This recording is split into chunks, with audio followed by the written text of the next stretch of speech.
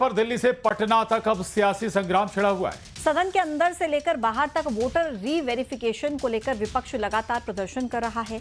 आज संसद के दोनों सदनों में विपक्ष ने एसआईआर के मुद्दे पर हंगामा किया। संसद परिसर में राहुल गांधी, अखिलेश यादव समेत विपक्ष के सांसद प्रदर्शन करते हुए दिखे, जबकि बिहार विधानसभा के अंदर और बाहर विपक्ष ने प्रदर्शन किया। सदन के अंदर तेजस्वी यादव एसआईआर के मुद्दे पर जमकर हमलावर दिखे। विपक्षी विधायक काले ड्रेस में जमकर नारेबाजी करते दिखे।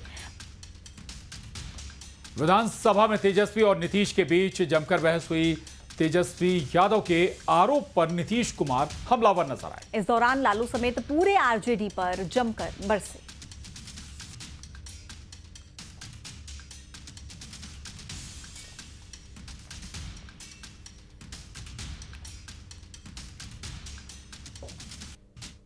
बोल रहा है, अरे काहे के लिए बोल रहे हो?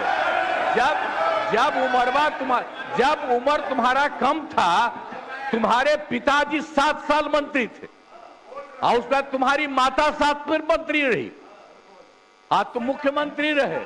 और उसके बाद क्या उस समय की स्थिति है? अगर चाहोगे तो पहले क्या था और उसके बाद से जब 20 साल हुआ, हम तो 9 महीना नहीं भी रहे, हमने दूसरे को दे दिया। और सारा का सारा बीच में 1.5 साल आप लोगों को भी किया, लेकिन आप लोग भी ठीक नहीं कर रहे थे तो छोड़ दिया। अब हम लोग जो साथ में रहे शुरू से, अब उन्हीं के साथ सब दिन रहेंगे। कल के बाद अब आज भी संसद परिसर में एसआईआर पर विपक्षी सांसदों ने प्रदर्शन किया और राहुल गांधी और अखिलेश यादव एक दूसरे का हाथ थामे नजर आए। इससे पहले कल भी राहुल और अखिलेश साथ साथ प्रदर्शन करते दिखे थे। राहुल गांधी ने सरकार पर वोट की चोरी करने का आरोप लगाया है। बात नहीं है, सिर्फ बिहार की बात नहीं है, महाराष्ट्र में इन्होंने चीटिंग की। हमने सवाल पूछे इलेक्शन कमीशन से, वोटर लिस्ट दिखाइए, इन्होंने वोटर लिस्ट नहीं दिखाई। हमने कहा कि वीडियोग्राफी दिखा दीजिए, वीडियोग्राफी का कानून बदल दिया। 1 करोड़ नए वोटर्स आए थे महाराष्ट्र में और इलेक्शन चोरी किया। ठीक है, कर्नाटक में हमने रिसर्च की है थोड़ी, कर्नाटक में हमने भयंकर चोरी पकड़ी है। मैं ब्लैक एंड व्हाइट में आपको दिखाऊंगा, इलेक्शन कमीशन को दिखाऊंगा।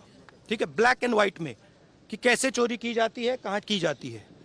कर्नाटक में ब्लैक एंड व्हाइट में है हमारे हाथ में। ठीक है, ब्लैक एंड व्हाइट। ठीक है, और यही काम इनको पता लग गया है कि इनका जो गेम है हम समझ गए हैं। एक सेकंड। हाँ, लोकसभा चुनाव की बात है।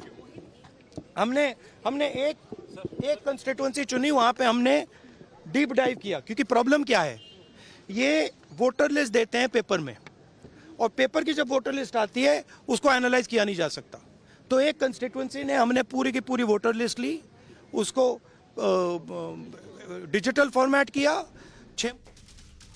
और बिना इजाजत महाकाल मंदिर के गर्भगृह में प्रवेश का मामला तूल पकड़ता जा रहा है। उज्जैन में महाकाल मंदिर ऑफिस का कांग्रेसियों ने घेराव किया और बीजेपी के विधायक गोलू शुक्ला और उनके बेटे रुद्राक्ष शुक्ला के खिलाफ कार्रवाई की मांग की। महाकाल मंदिर के गर्भगृह में जबरन प्रवेश करने के आरोप के साथ साथ मंदिर कर्मचारियों से बदसलूकी के आरोप लगे, जिस पर जांच के लिए कमेटी का गठन कर दिया गया है।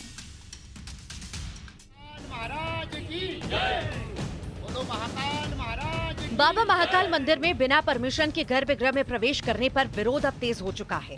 दरअसल बीजेपी विधायक गोलू शुक्ला और उनके बेटे रुद्राक्ष शुक्ला की एक फोटो सामने आई है, जिसमें वो गर्भगृह में जाते हुए पूजा करते हुए नजर आए हैं। इसको लेकर कांग्रेस ने महाकाल मंदिर ऑफिस का घेराव किया और गुंडागर्दी से गर्भगृह में प्रवेश करने के गंभीर आरोप भी लगाए। उधर प्रशासन की ओर से एक जाँच कमेटी बनाई गयी है, जो 7 दिन में अपनी रिपोर्ट सौंपेगी।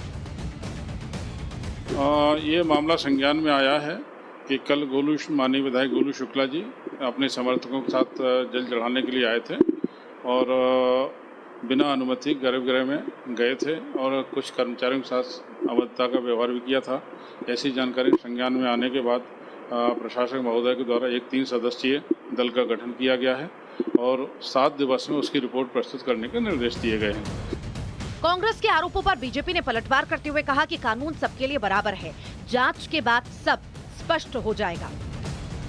कृत है। पूर्व में भी देवास माता टेकरी पर रात को 12 बजे पुजारी पुत्र को उठाकर जिस प्रकार से दादागिरी कर गोलू शुक्ला के पुत्र द्वारा जो कृत्य किया गया था उसको पुनः महाकाल भस्म आरती में दोहराया गया, कर्मचारियों के साथ बदतमीजी की गई है। हम महाकाल मंदिर प्रशासक से हमने मांग की है कि पिता पुत्र के खिलाफ एफआईआर दर्ज हो। गठन हुआ है तो निश्चित रूप से एक संवेदनशील प्रशासनिक जो अमला है उस जांच को निष्पक्ष तरीके से करेगा। न्याय सबके लिए बराबर होता है और सभी एक बराबर ही तोले जाते हैं, किसी को कोई विशेष दर्जा नहीं देते। पर कांग्रेस की चेतना सडनली क्यों आ रही है? कांग्रेस इतना संवेदनशील मंदिरों के विषय में कैसे हुआ है? कांग्रेस तो सदैव सनातन के विरोध में रहा है और पहले तो कांग्रेस को अपना चाल चरित्र थोड़ा सा उस पर आंकलन करना चाहिए। हालांकि ये कोई पहली बार नहीं है जब वीआईपी लोगों के लिए गर्भगृह में प्रवेश के लिए नियमों को ताक पर रखा गया हो। पहले भी कई बार नियमों को साइडलाइन कर नेताओं ने गर्भगृह में प्रवेश किया है। महाकाल मंदिर के गर्भगृह में 2023 से प्रवेश पर रोक है। हालांकि विशेष परिस्थितियों में राष्ट्रपति, प्रधानमंत्री, राज्यपाल और मुख्यमंत्री को गर्भगृह में प्रवेश की अनुमति दी जा सकती है। फिलहाल गर्भगृह में प्रवेश को लेकर एमपी में सियासत हाई है। कांग्रेस की ओर से बीजेपी पर गुंडागर्दी के आरोप लगाए जा रहे हैं। उज्जैन से अजय पटवा की रिपोर्ट, न्यूज़ 18। तो बीजेपी के विधायक गोलू शुक्ला और उनके बेटे रुद्राक्ष शुक्ला का विवादों से पहले भी नाता रहा है। चाहे 2023 की बात करें, बीते कुछ महीनों पहले की बात करें या फिर बीते दिनों की बात करें, समय समय पर विधायक और उनके बेटे पर दबंगई और गुंडागर्दी के आरोप लगते रहे हैं। इससे पहले 2023 में भस्म आरती के दौरान गर्भगृह में प्रवेश किया था और गर्भगृह में प्रवेश की फोटो वीडियो भी अपलोड की थी।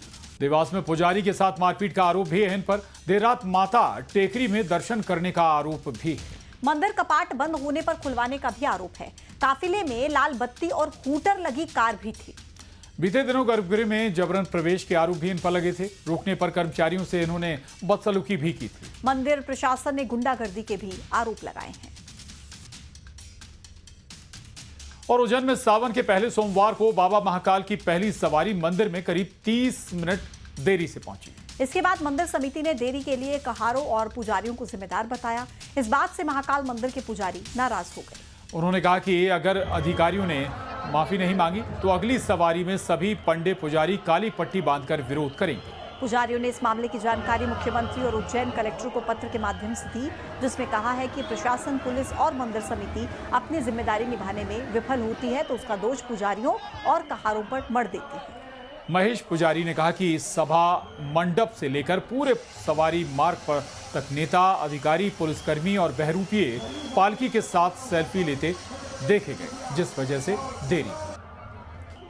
मैंने इसलिए पत्र लिखा है कि जो पालकी सोमवार को लेट आई थी उसकी जो रिपोर्ट में सारा दोष महाकालेश्वर मंदिर के पुजारी और जो कहार बड़ी मशक्कत से पालकी को तोप के इतनी भीड़ में से लाते हैं, सेवा करते हैं, मेहनत करते हैं, इन दोनों पर यह दोष लगाया गया है कि पालकी देर से पुजारियों के कारण और कहारों के कारण है।